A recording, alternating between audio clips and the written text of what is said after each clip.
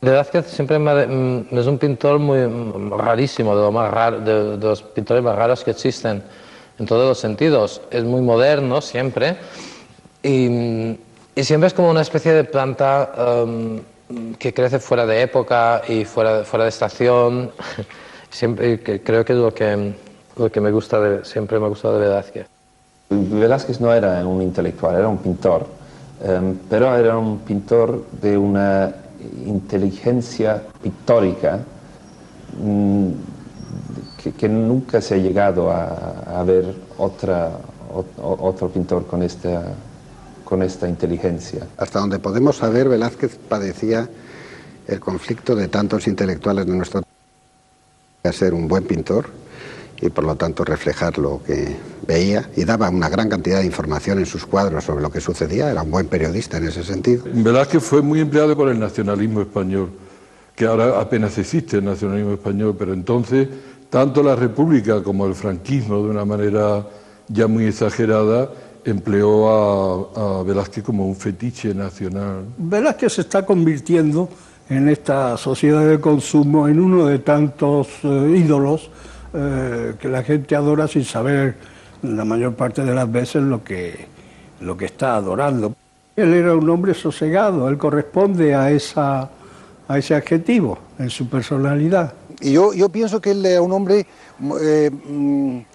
claro, esto sí es otro disparate, ¿verdad? Especialmente vanidoso, ¿no? Especialmente vanidoso en privado.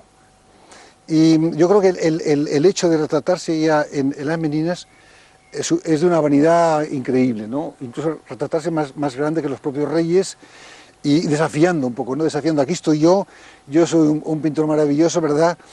Quizás una de las cosas más interesantes y divertidas en Velázquez es que tanto su obra como el mismo personaje es una máquina para pensar. Es un extraordinario pintor, eso es evidente, pero lo que más me interesa de Velázquez es la faceta humanista, los retratos. Las visitas al Prado, que yo hago con una cierta frecuencia, van directamente a las salas de Velázquez. Es decir, que muchas veces entro, voy a ver a Velázquez y me vuelvo a ir.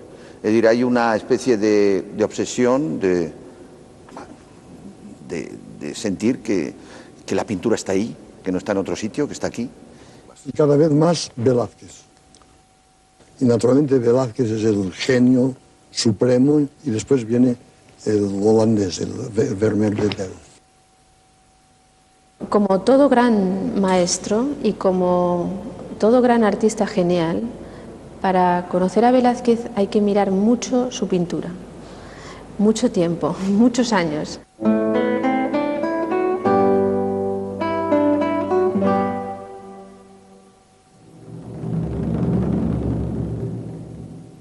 Sevilla, 150.000 habitantes.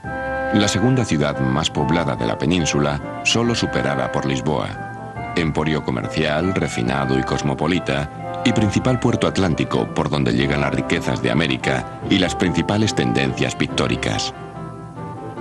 Bueno, nací en el año 99, que es el año después de la muerte de Felipe II. Y en cuanto a la política hay muchas expectativas, pero al mismo tiempo el clima económico está muy grave.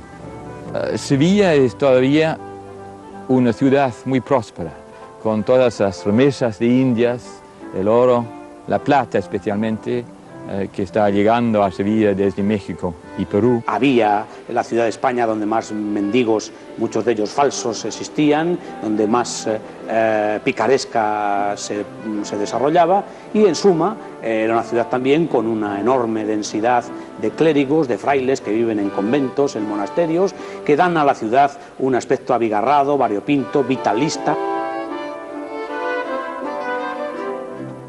En domingo, 6 días del mes de junio de 1599, bauticé a Diego, hijo de Juan Rodríguez de Silva y de Jerónima Velázquez, su mujer. De origen familiar digno pero modesto, no se puede ayudar de nada que no sea su propio talento y trabajo. A los 11 años de edad, ingresa como aprendiz en el taller de Francisco Pacheco, pintor sevillano de muy sólida cultura humanística y excelentes relaciones sociales. Debió de entender Pacheco que el muchacho tenía talento. Y ese talento había que fomentarlo, había que propiciarlo. Naturalmente, la mejor manera de fomentar un talento es insertarlo en el ámbito de la cultura, en el ámbito del humanismo, que es por donde debió de ir, por conocimientos literarios, por conocimientos poéticos, conocimientos del latín, por ejemplo, que es fundamental para leer luego textos de humanidades, de cultura clásica. A los 17 años de edad, Velázquez ya es pintor examinado. A los 18, hombre con casa propia. Y a los 19, padre, tras su matrimonio con Juana Pacheco, la hija de su maestro. Velázquez en su época fue un moderno, fue un avanzado. Fue un hombre que rompió con la tradición. Es decir, fue un hombre que con muy pocos años tuvo la osadía de contradecir la forma de pintar que realizaba, entre otros, su propio maestro, que debió de entenderlo enseguida y disimular esas novedades contra las cuales nunca fue. El hecho es que concretamente Velázquez aprovecha la lección del claro y del oscuro que Caravaggio había inventado en Italia. Velázquez lo mismo para hacer pintura religiosa, que para hacer pintura de costumbres, que para hacer bodegones, pone los ojos en la realidad. Y la pinta una realidad, por otra parte, muy densa, muy volumétrica, muy escultórica, incluso con un modelado que está muy lejos de esa pintura plana y relamida que hacían sus contemporáneos. Es decir, es un inventor, es un muchacho que con 18, 19, 20 años da pasos hacia adelante y, sin embargo, se niega a mirar hacia atrás.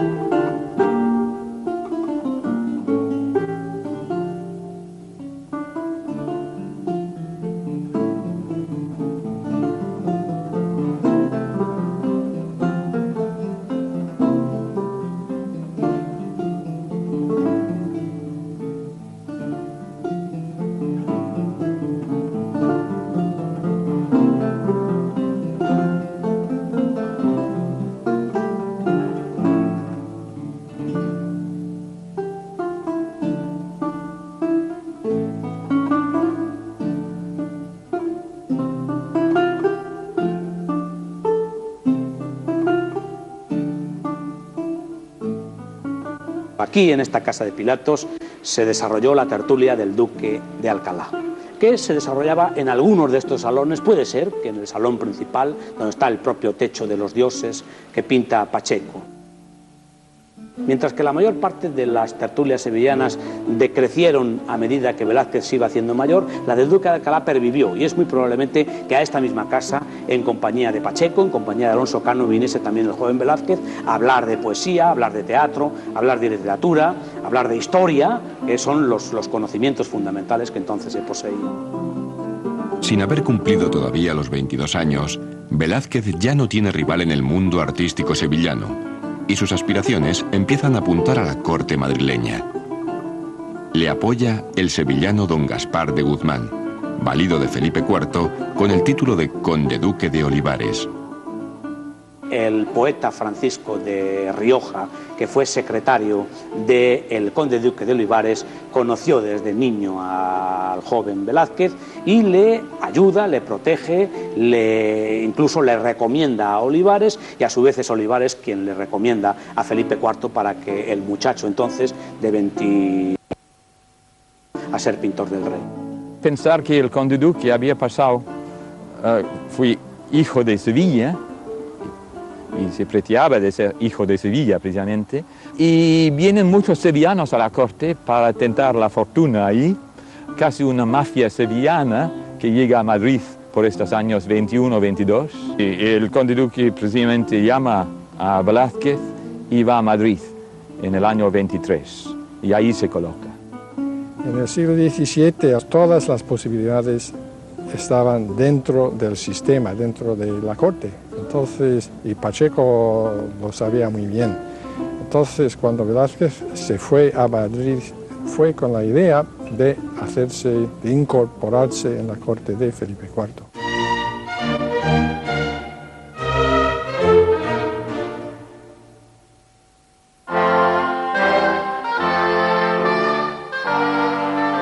Pocos meses antes del primer viaje de Velázquez a Madrid, ha subido al trono Felipe IV, cuya vida transcurre en paralelo a la del pintor.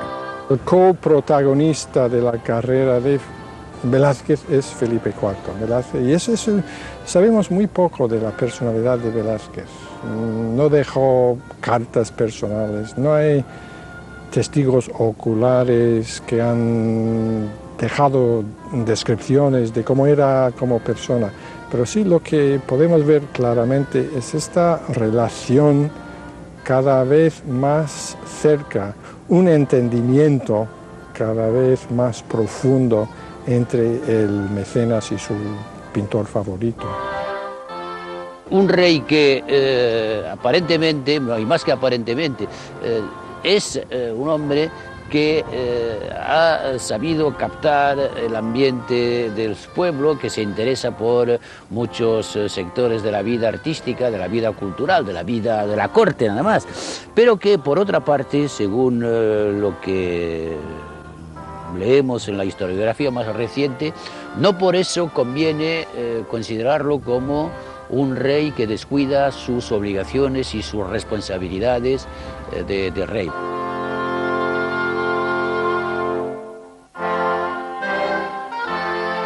El nombramiento como pintor de cámara no solo implica retratar a las personas de la familia real, sino también ocuparse de la decoración y la escenografía de la corona.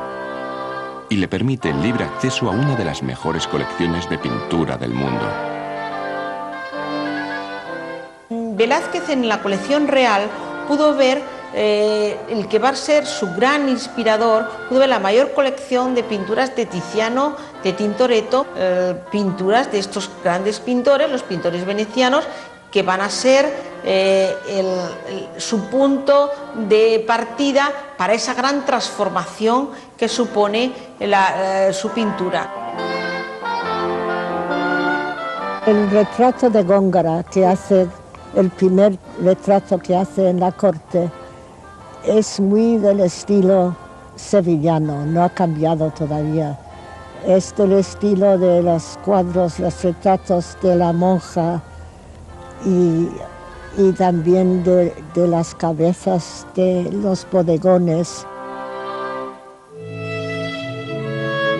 En ese ambiente cortesano, será decisiva la estancia en Madrid durante 8 meses del pintor y diplomático Peter Paul Rubens, 22 años mayor que Velázquez.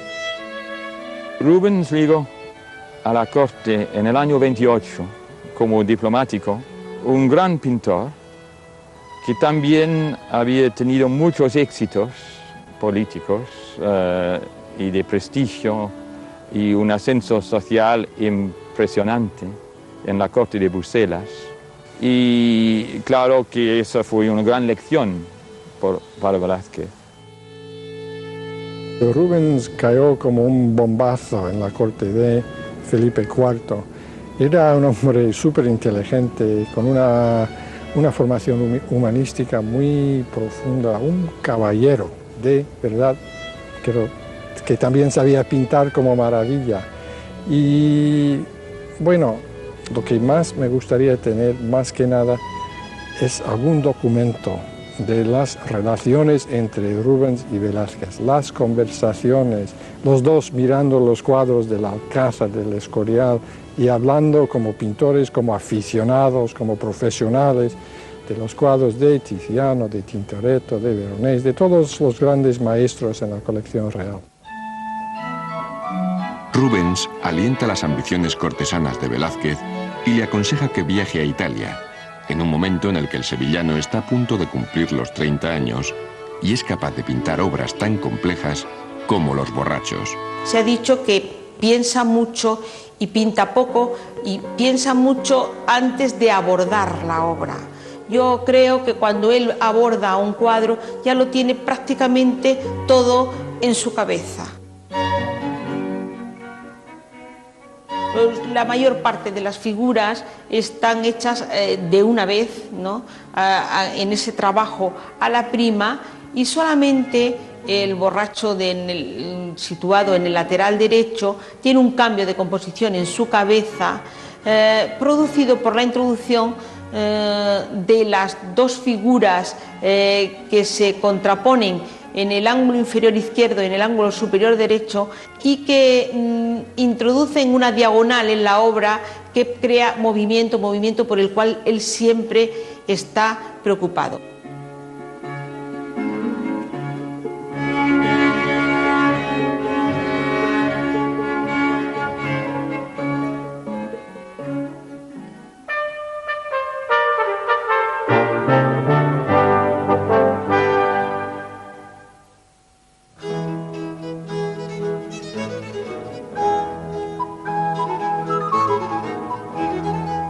Bueno, fundamentalmente el primer viaje Velázquez lo hace para razones de estudio, para conocer Italia, para conocer las colecciones, para estudiar. Eso es lo que dice el enviado veneciano escribiendo al Senado en Venecia, el enviado que está en España. Dice, llega este señor, se llama Diego Velázquez, es el pintor del rey, viene en buena fe, no es una espía. Hay que dejarle estudiar, quiere visitar las cosas, conocer las obras de los grandes pintores. No sabemos mucho de lo que Velázquez pinta en Roma. Dos obras seguramente en su primer viaje, la Fragua del Vulcán y el José.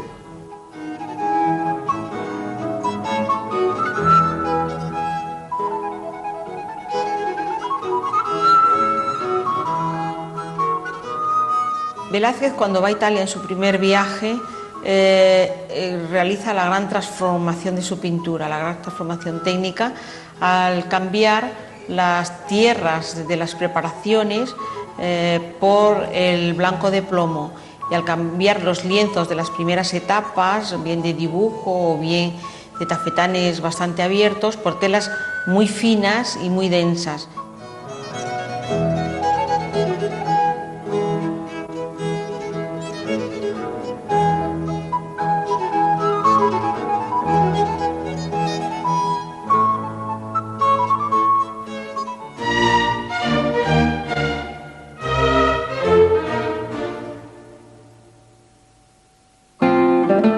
A su regreso a Madrid, Velázquez no solo se siente distinto, sino que ahora ya nadie discute su primacía. La acumulación de cargos cortesanos corre en paralelo con su madurez artística, que se extiende a todos los campos y géneros. Como escenógrafo del poder, diseña el máximo símbolo de la monarquía española, el Salón de Reinos del Palacio del Buen Retiro.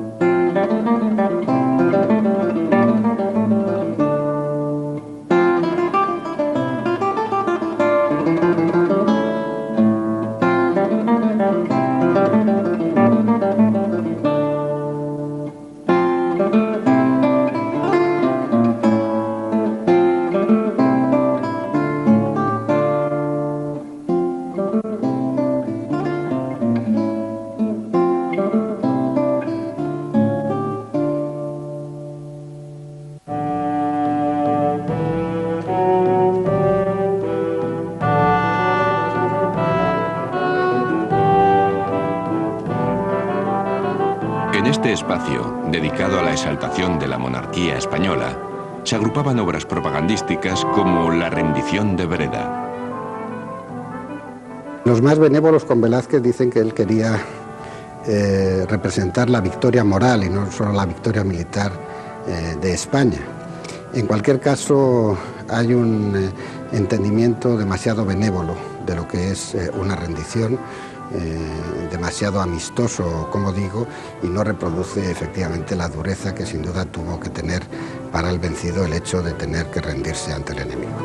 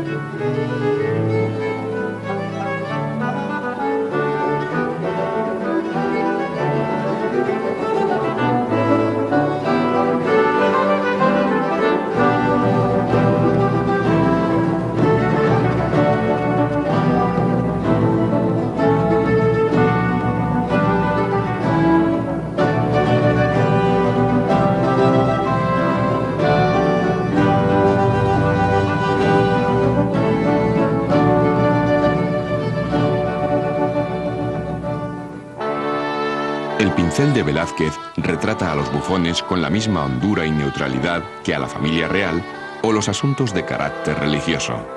El monstruo es un ser biológicamente anormal, es decir, está fuera de la norma. Y entonces a él se le permite, en tanto que diferente, la transgresión de la norma social, cosa que no se le permitiría naturalmente a otra persona a la cual se le considerase biológicamente normal. Yo creo que ahí es donde está el carácter de gracioso por una parte y por otra parte el carácter incluso relajante que supone la presencia del bufón, que en todo momento, del bufón monstruoso, que en todo momento puede decir lo que llamaríamos la verdad, ¿no? En una corte tan ritualizada, tan rígida como en la corte de los Austrias.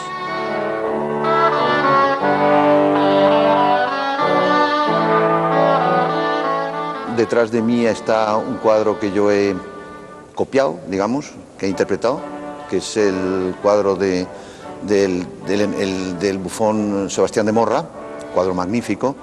Y bueno, yo lo he un poco retocado porque he convertido la cara del bufón en la cara de otro bufón, que es para mí Dalí.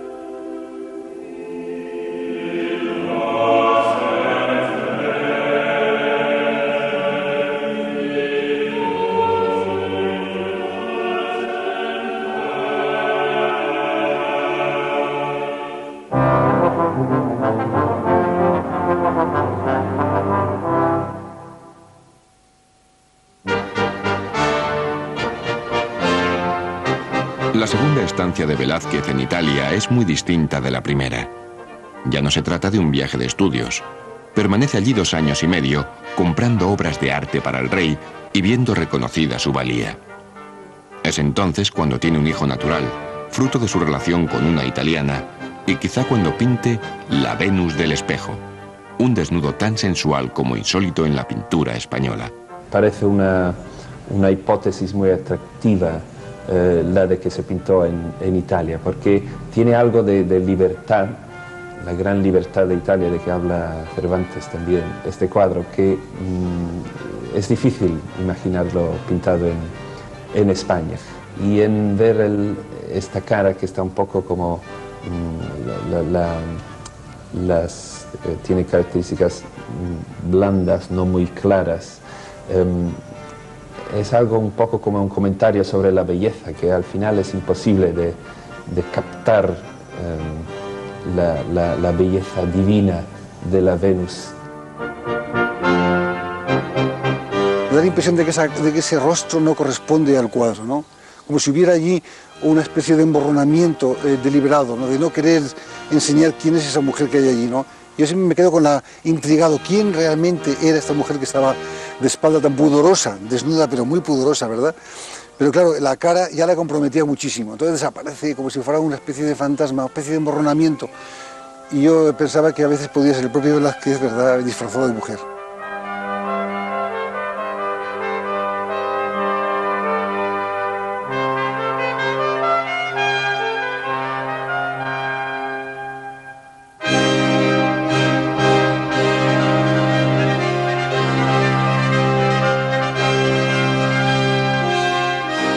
También pinta en Roma algunos de sus mejores retratos, como el de su esclavo moro, Juan de Pareja, y el Papa Inocencio X. Es un hombre a quien era el esclavo de Velázquez, le acompañó a Italia y allí Velázquez le dio la libertad en un documento que se encontró en Roma. pero creo que sin embargo quedó con Velázquez para el resto de su vida y luego trabajó para el nieto, el nuero, Juan Bautista Martínez del Mazo. Cuando aparecía con el retrato no sabían si saludar a él o al retrato. Estas cosas se decían de muchos retratos de Velázquez.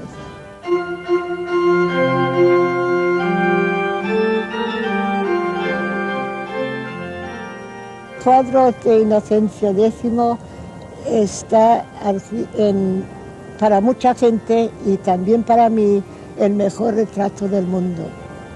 Llega a ser mucho más de un simple retrato de una figura histórica, sino también tiene algo de abstracto, de la imagen de lo que es ser poder, la solitud del poder también.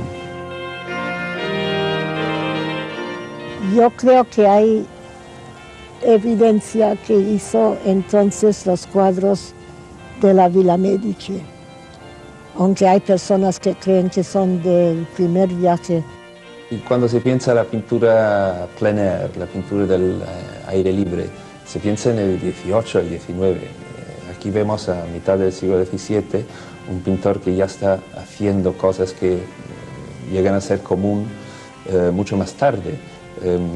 Son imágenes de una frescura, de una libertad que no está muy planeado. Parece que se ha puesto ahí en los jardines de la Villa Medici y se ha puesto a pintar lo que veía delante de sus ojos. Tienen esta naturalidad que es impresionante. No hay otros pintores, la verdad, en el 17 que pinturan de esta forma.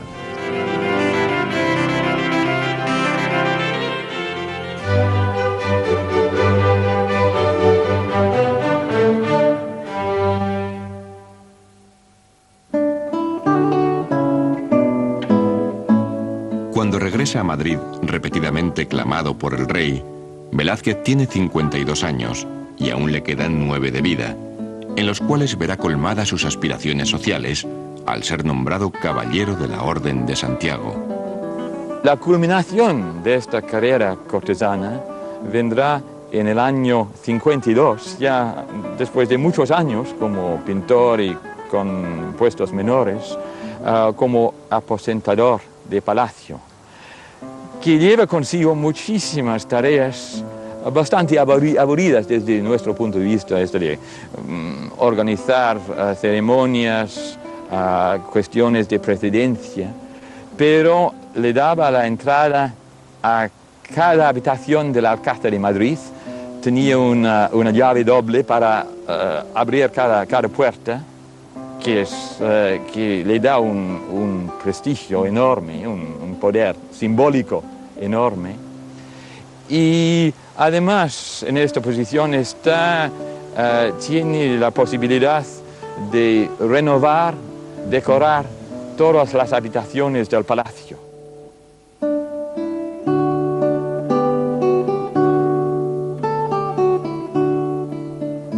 Había pues gente noble que para ellos un artista sería siempre un artesano.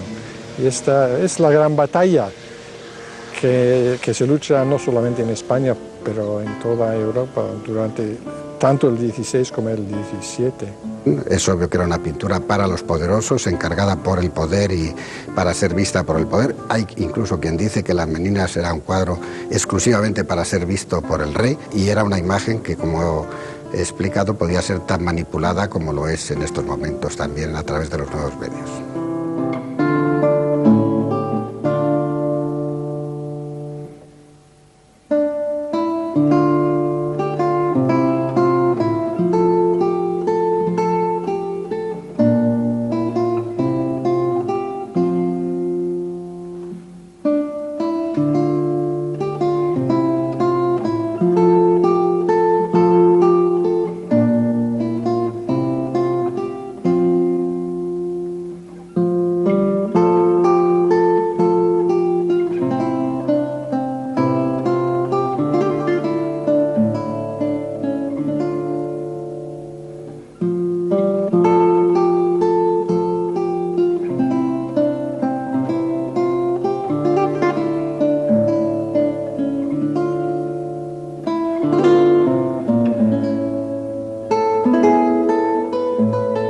Es ahora cuando también culmina su pintura con obras maestras como Las hilanderas.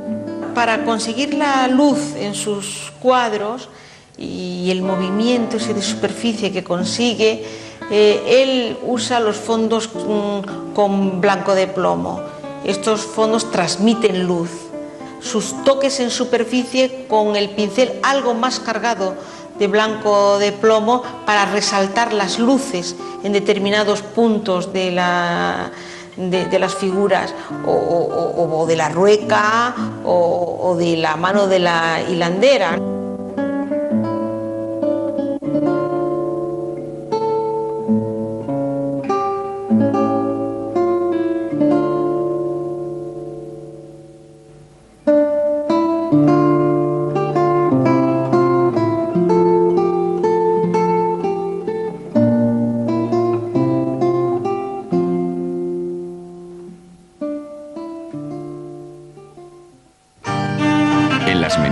Está toda la compleja sabiduría de Velázquez a partir del juego de miradas y espejos que implican al espectador, superponiendo de modo inseparable las imágenes reales, las reflejadas y las pintadas. En este lienzo sin espaldas, como en otras obras mayores del arte español, como en Calderón o Cervantes, hay una visión integral del mundo, rompiéndose las barreras entre realidad, ficción y sueño, entre lo visible y lo invisible, entre autores, actores y espectadores. Es el momento culminante de toda su vida y de toda su arte. Y si esto fuera el único cuadro que quedara, pues diríamos qué gran pintor. Todo está allí, todo está allí. Es un cuadro famoso que merece toda la fama que tiene. Y claro, es un cuadro también que pone interrogaciones y no da respuestas. Un cuadro abierto.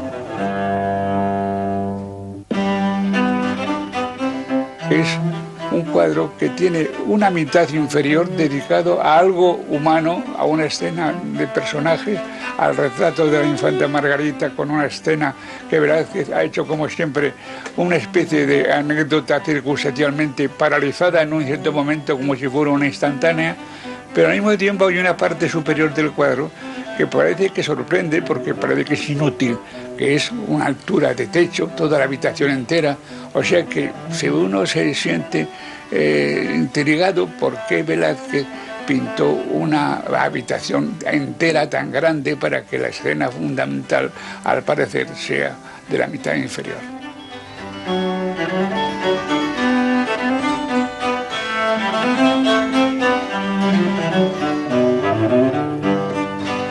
Cuando se habla de Velázquez, se piensa siempre en Cervantes, y bien pensado está, por la altura del genio. Y no se piensa en la tradición de Luciano, el narrador griego, forjador de mundos imaginarios, que hay varios indicios que Velázquez leyó con mucho cuidado y aprovechó en más de un aspecto, por ejemplo en sus famosos filósofos, Esopo y Menipo.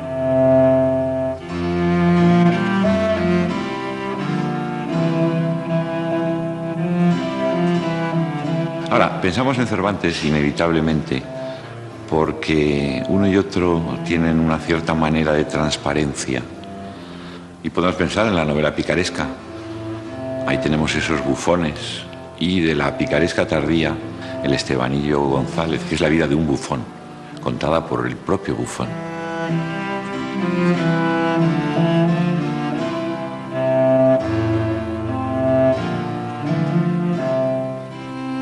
Yo creo que no se atrevía a poner físicamente los cuerpos, las personas del rey. O sea, es un reflejo. Era demasiado atrevido pintarse al lado del cuerpo mismo del rey. Entonces el reflejo es una manera de incluir al rey, la imagen, pero no la persona.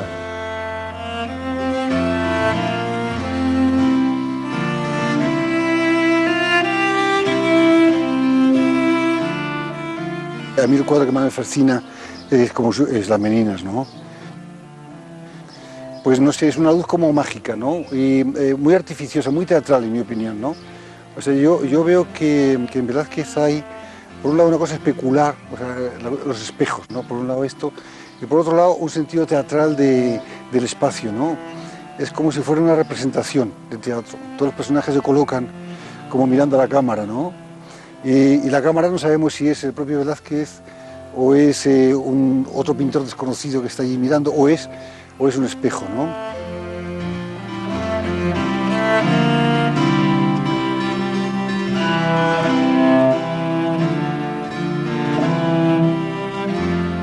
Las Meninas estaban en los años 50, 60, comienzo de los 60, en una sala especial para el cuadro, una pequeña sala, donde no había más que las Meninas. Donde había además un juego de espejos que reproducía un poco el juego que hay en el cuadro mismo, ¿no? Ese juego de espejos que es uno de los hallazgos pictóricos de todos los siglos, ¿no? Y entonces, claro, era un sitio muy agradable porque no había mucha gente, se estaba enfrente a algo hermosísimo como las Meninas y podía uno en el espejo ver si alguien, algún policía, alguien te había seguido. Y era como un momento a la vez de descanso, de belleza, entre cita y cita clandestina. Los cuadros de Velázquez tienen una, aunque estén desenfocados, ¿verdad? Aunque estén en el fondo como los reyes, las Meninas que salen desenfocados en el fondo, tienen una mortalidad absoluta, ¿verdad? Yo creo que es un poco porque utiliza todo el espacio, el aire entre el ojo del pintor y lo que pinta, ¿verdad? Y claro, y es un aire lleno de fantasmas. Un día que fuimos a ver juntos con Jean Cocteau, que tenía mucho del esprit francés, el más refinado, fuimos a ver juntos el Museo del Prado. Y al salir en el Ritz había una especie de conferencia de prensa y preguntaron a Cocteau, si se hubiera quemado el Museo del Prado, ¿qué hubiera salvado usted? ¿Qué se hubiera llevado usted? Yo ya vi lo que iba a decir porque era un plagio de una cosa de un griego. Y dijo, mirándome a mí, quieren decir eso, Dalí no puede hacer mejor, pues yo me hubiera salvado el fuego. Y se quedó mirándome. Entonces, naturalmente, los periodistas me dijeron, ¿y usted, señor Dalí, qué se hubiera llevado, qué hubiera salvado? Y entonces yo, como que soy un poco teatral, hice ver que reflexionaba un poco, que yo lo tenía pensado, y dije, pues Dalí se llevaría nada menos que el aire, y específicamente el aire contenido en las Meninas de Velázquez, que es el aire de mejor calidad que existe. En las Meninas, la anécdota, la vida cotidiana y el protagonismo infantil quedan reflejados. Las señoras de la corte, en general, después de beber agua en estos búcaros colorados y muy porosos, rompían el cacharro, rompían el búcaro y se comían los trozos. Porque naturalmente el comer barro cocido, pasado por el horno, porque no es arcilla cruda, sino que es arcilla cocida, les producía lo que se llama una opilación, es decir, una obstrucción. Y entonces se ponían muy pálidas. Ahora, lo más maravilloso y extraño para mí fue ver que Agustina Sarmiento, en las Meninas, lo que le ofrece a Margarita de Austria es exactamente un búcaro. Cuando Velázquez está pintando a los hijos de los reyes, concretamente, sus dos modelos favoritos, el príncipe Baltasar Carlos y la infanta Margarita, él hace unos retratos de niños. Las caras son absolutamente infantiles. La gran diferencia que hay entre los niños sevillanos y los niños de la corte que pinta inmediatamente después, para mí es que los niños aparecen en una actitud de hacer algo, de colaborar con el adulto en alguna tarea, y sin embargo los niños regios, los niños de la corte, son niños que aparecen solos, no hay anécdotas que distraigan de la atención del espectador. Es decir, no hay nadie a su alrededor haciendo cosas, con una excepción como son las meninas, por supuesto. Con todo esto, él pretende centrar la atención en esa figura, por una parte, y por otra parte, yo creo que quiere también recalcar la soledad de los seres que mandan o que reinan.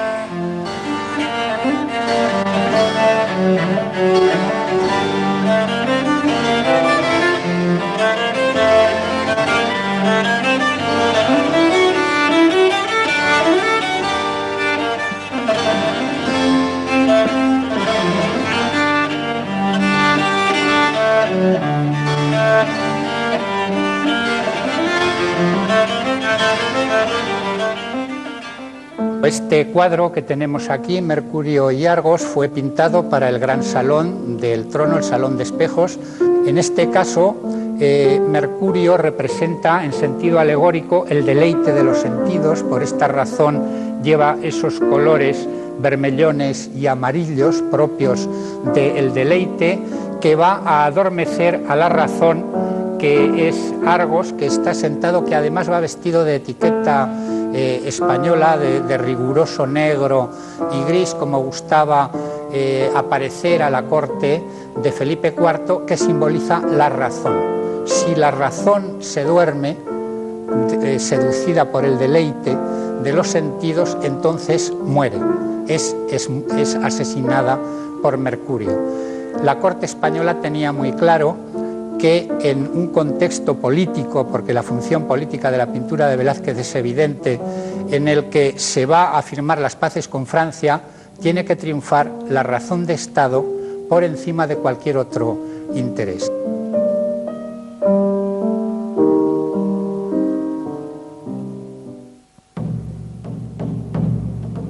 La firma del Tratado de Paz de los Pirineos obliga a Velázquez, como aposentador de palacio, a alternar sus últimas pinturas con la preparación de ese encuentro, que simboliza la sustitución de España por Francia como potencia hegemónica. El encuentro de la isla de los Paisanes es, el motivo es la paz. Después de tantas guerras, Francia y España firman la paz. Y como en muchas otras circunstancias, se decide que esta paz, este tratado de paz, se acompañará de una alianza matrimonial, de una alianza dinástica, que una infanta española se casará con el rey de Francia. Y es un poco, bueno, un tableau vivant, digamos, del éxito que tuvo Velázquez, tanto como cortesano, bueno, más como cortesano que pintor. Era noble, no estaba allí en función de pintor, sino de un aristócrata. Y conseguido este estatus social tan deseado, pero también, bueno, no podemos olvidar que también había conseguido sus fines artísticos, que había creado un arte que realmente no tenía en parangón. Y es la culminación de la vida cortesana de Velázquez, pero al mismo tiempo regresa del viaje a los Pirineos ya bastante agotado y muere dentro de algunas semanas, tal vez cansado por estos deberes cortesanos que para nosotros parecen superfluos, pero para él fueron fundamentales.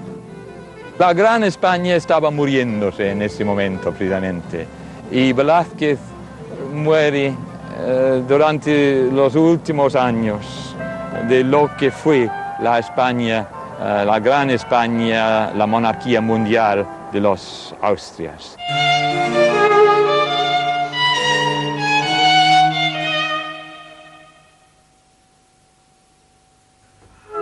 Tras su muerte, en 1660, la obra de Velázquez tarda en ser reconocida.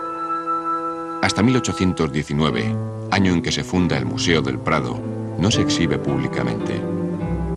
Goya, Manet y los impresionistas son los primeros en percatarse del potencial de modernidad que encierra. Él mismo valora a la obra de Tiziano introduciéndola en los lugares de mayor relevancia del palacio y se establece una cadena de la pintura moderna desde los venecianos, sobre todo Tiziano, pasando por Velázquez y Goya, que luego se inspirará en la pintura de Velázquez, hasta llegar a Eduardo Manet y a la auténtica modernidad de la pintura actual. De manera que Velázquez es un eslabón esencial en todo el largo proceso, en el largo camino de la pintura moderna.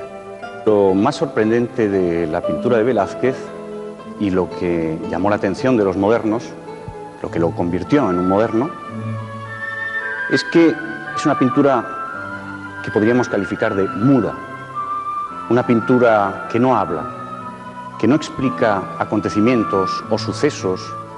El taller de las hilanderas puede ser efectivamente la fábula de Aracné, pero puede ser el taller de las hilanderas, un taller cualquiera, un obrador del Madrid barroco.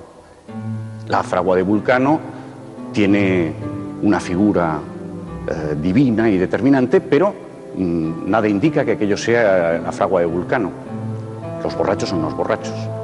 Es a partir del siglo XIX, sobre todo a partir de Manet, cuando ese discurso que está allí puesto y sobre el que se habla y se discute deja de tener importancia. Lo propio de la modernidad va a ser que no se va a discutir ya qué es lo que pasa en esa pintura.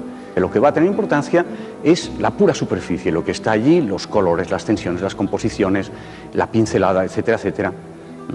Bueno, eso es lo que los modernos ven en Velázquez y que les resulta muy difícil ver en otros pintores. En Manet vemos perfectamente la influencia de Velázquez en esa neutralidad. En Bacon o en Picasso es lo contrario. A mi entender, ni Bacon ni Picasso soportan justamente esa neutralidad, ese no decir nada, esa pintura muda, indiferente, y le añaden lo que no tiene. Bacon, ante el silencio, añade aullidos. No puede soportar ese silencio. Y Picasso no puede soportar la indeterminación del espacio, que es una de las técnicas que emplea Velázquez justamente para conseguir esa neutralidad. No puede soportar la indeterminación y le añade unas geometrías generalmente elementales, como en la versión de las Meninas que tengo a mi espalda.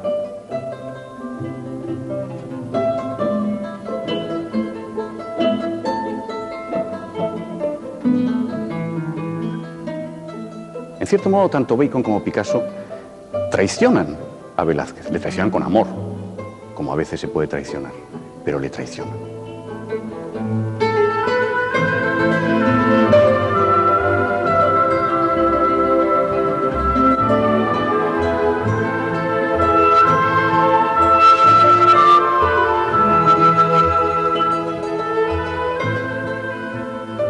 Sí, de algún modo, por saber demasiado de Velázquez, procuré no imitarlo. O sea, es una cosa curiosa, o sea, decir, bueno, ese camino es imposible para mí, o sea, voy por otro lado, o sea, porque lo único que puedo llegar es sencillamente hacer un remedo de su pintura, ¿para qué? La sociedad española de aquel tiempo, que era el primer franquismo, ¿no? Sí, Velázquez era considerado pues como esa joya que toda familia tiene, que guarda con cariño, como quizás recuerdo de momentos mejores. Lo veían como una especie de santo laico. Era un hombre muy bueno, que hizo las cosas muy bien, y las reproducciones de sus cuadros yo creo que se veían pues como las estampitas del santo. En 1964, era un joven pintor que vivía en París, y que quise representar esa filiación que yo tengo con Velázquez.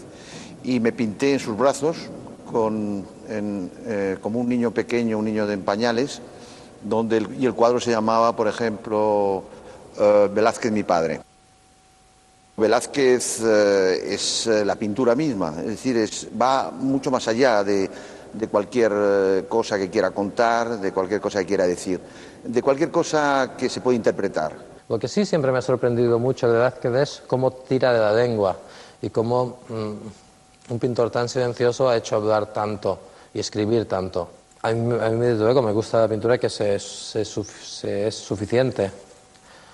Y por eso quería proponer, así como un poco como un pequeño experimento, no decir nada durante 30 segundos en homenaje a Velázquez, a ver qué pasa.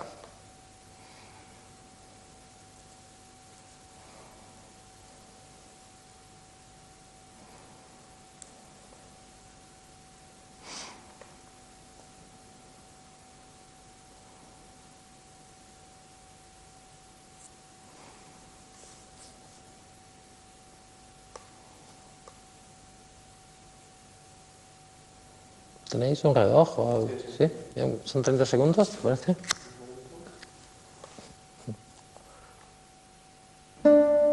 Thank you.